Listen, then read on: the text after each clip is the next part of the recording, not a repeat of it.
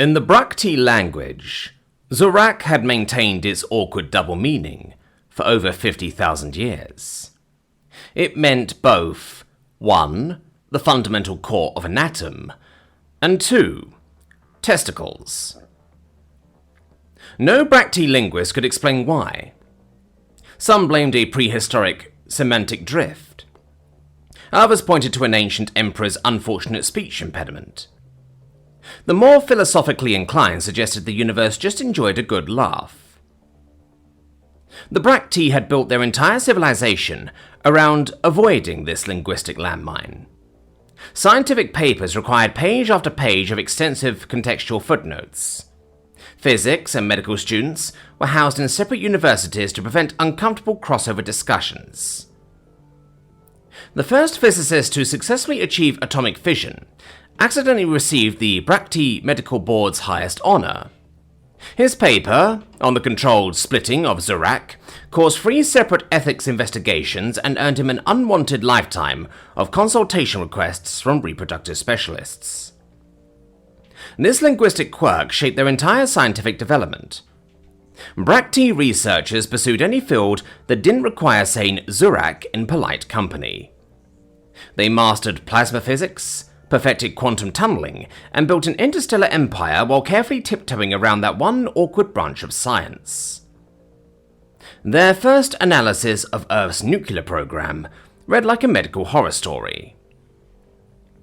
Top Secret Intelligence Report. RE, Human Military Capabilities.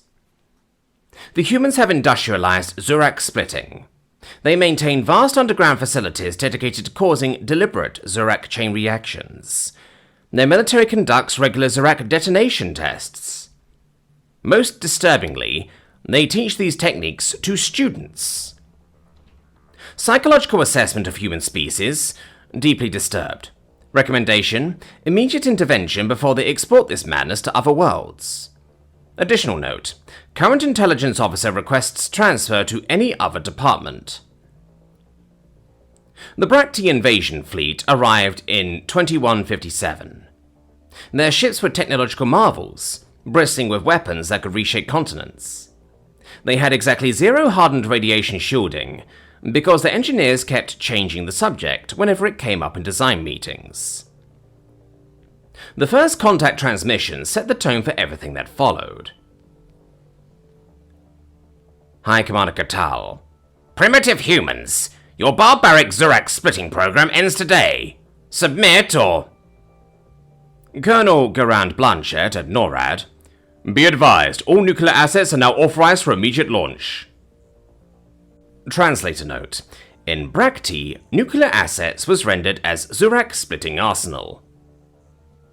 High Commander Katal. You're authorizing what? You monsters! What kind of depraved species would... Oh gods, they're actually doing it! The Brakti bridge crew required immediate medical attention. The tactical officer had to be sedated when someone mentioned multiple independent Zur'ak targeting. What followed was the most awkward military campaign in galactic history. The Brakti battle reports read like a mixture of military dispatch and reproductive panic. 0800. Fleet enters weapons range. 0805. Humans launch Zur'ak splitters. 0806. Tactical officer requests extended vacation. 0807. Engineering crew demands combat pay and therapy. 0808. Widespread uncomfortable silence compromises command structure. 0809. Multiple hull breaches from weapons we're too embarrassed to defend against. 0810. Requesting permission to retreat and never discuss this again. Their attempts at countermeasures were hampered by their own cultural sensitivities. Captain. Deploy the anti-Zur'ak screens. Engineer. I could have been a painter. My mother wanted me to be a painter. Captain. Just think of them as Zur'ak. Engineer. The word is the same. Why is the word the same? Ship explodes into nuclear hellfire while crew contemplates career choices. The Brakti's mighty warships, which could have easily conquered Earth with conventional weapons, were being systematically destroyed because their crews couldn't read sensor data without crossing their legs. Their tactical officers kept having to take personal moments during battle. Their military responses became increasingly desperate. Activate emergency Zur'ak shielding. Engineering team files for collective stress leave. Target their Zur'ak storage facilities. Weapons officer requests transfer to catering. At least track their Zur'ak delivery vehicles. Sensor team found hiding in meditation room chanting happy thoughts.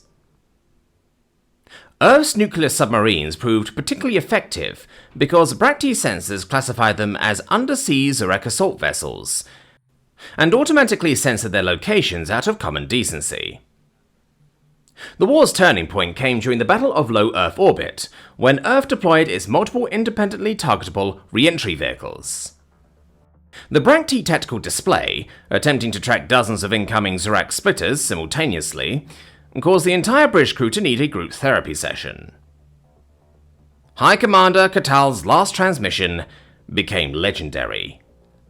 How? How do you maintain military discipline while discussing Zur'ak physics? Your scientists just casually split Zur'ak?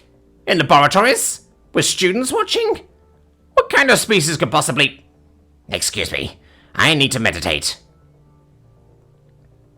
The surrender negotiations were excruciating.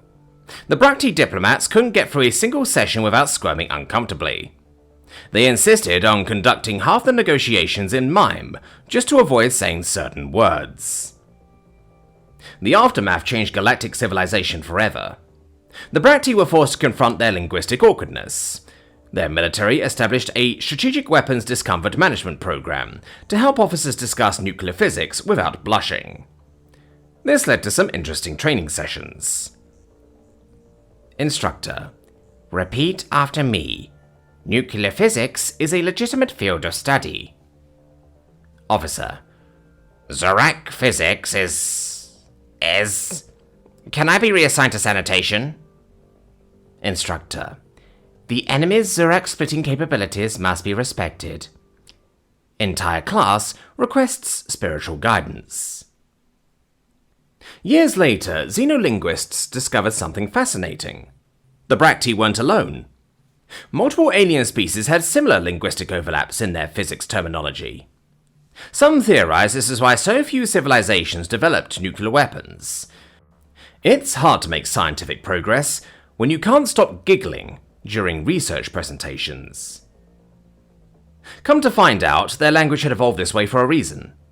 Their ancient priests and philosophers considered reproductive organs the fundamental core of existence, so using the same word for core and testicles made perfect sense to them. This logical etymology provided absolutely no comfort to modern Brakti nuclear physicists. The final word came from Dr. James Wilson, Earth's leading xenolinguist. The Brakti built an interstellar civilization, while being physically unable to discuss nuclear physics without getting embarrassed. They mastered dark energy just so they wouldn't have to say Zur'ak splitting in professional settings. They developed faster-than-light travel as an alternative to research they couldn't present without blushing. And then they met humans, a species that not only split Zur'ak but wrote textbooks about it. Today, the Brakti military maintains a small nuclear arsenal, though they store it in a facility officially designated the place of intimately energetic weapons. Their nuclear missiles come with warning labels. Caution, technical specifications may cause existential discomfort. Their War College's nuclear physics course has the highest dropout rate and the most awkward silences in the entire galaxy. The instructor has to use interpretive dance to explain chain reactions. And somewhere in their military archives, there's a classified document titled On the Strategic Applications of Redacted Physics, with a note. Future generations. We tried to change this word. Linguistics committees spent centuries attempting to separate the scientific meaning from the anatomical one. But language evolves according to its own rules, and sometimes those rules exist purely to make an entire species deeply uncomfortable about fundamental physics. We recommend either developing a very robust sense of humor, or finding another branch of science that doesn't make everyone at the research conference need to excuse themselves.